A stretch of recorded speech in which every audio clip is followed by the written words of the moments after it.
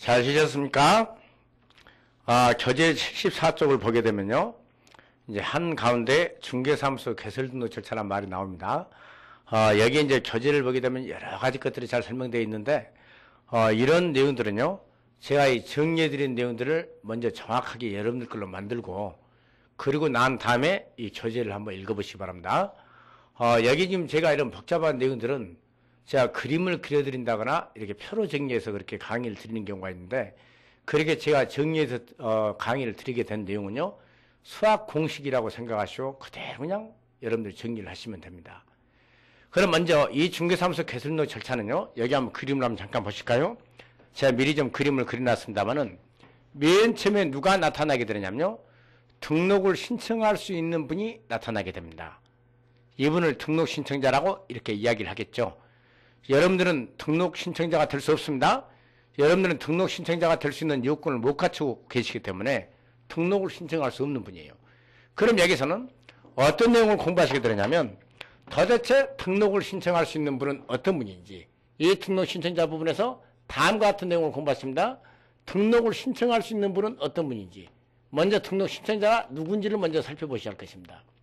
이 등록 신청과 관련해서는 몇 가지 내용이 우리 법령에 나옵니다. 그러니까 그 법령의 내용을 잘 여러분들이 정리를 해 두시면 되는 것이고, 그러면은 이 등록 신청자가 바로 나타난다고 해서 바로 등록 같은 걸 찾아갈 수는 없는 것입니다. 이 등록 신청자는 다시 요건을 구비를 해야 합니다.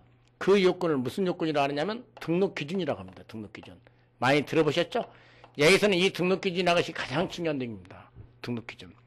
등록 기준을 같이 하고, 등록 기준을 갖춰서 등록관청을 찾아가게 되는데요. 등록 기준을 갖췄다는 사실은 얼굴 보고 모른다고 그랬습니다. 얼굴 보고 알 수 없기 때문에 이 등록 기준을 갖췄다는 사실을 서류로서 입증을 합니다. 서류로서 내가 이 등록 기준을 갖춘 사람입니다 하고 알려줘야 한다는 이야기예요.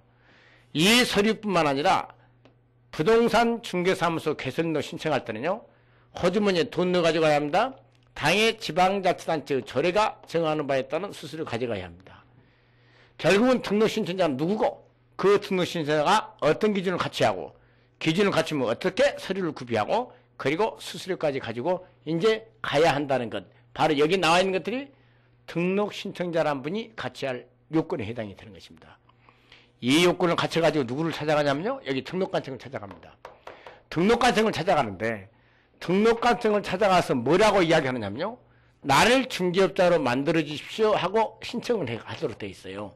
이것을 중개사무소 개설등록 신청한다 이렇게 표현하게 됩니다.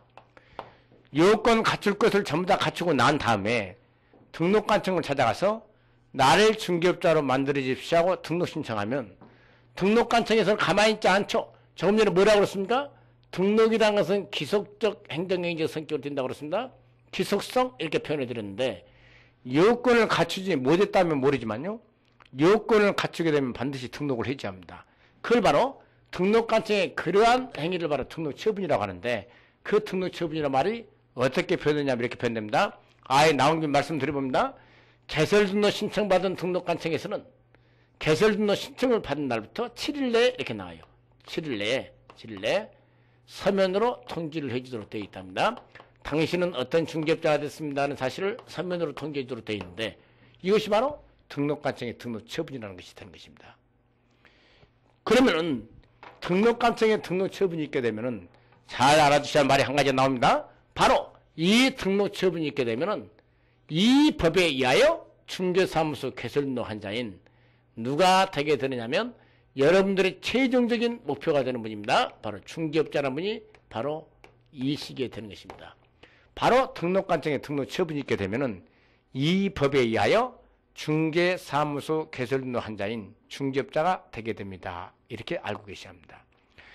바로 여기에 중개업자가 되는 시기는 언제냐면요, 등록관청에 등록처분이 있었을 때 바로 중개업자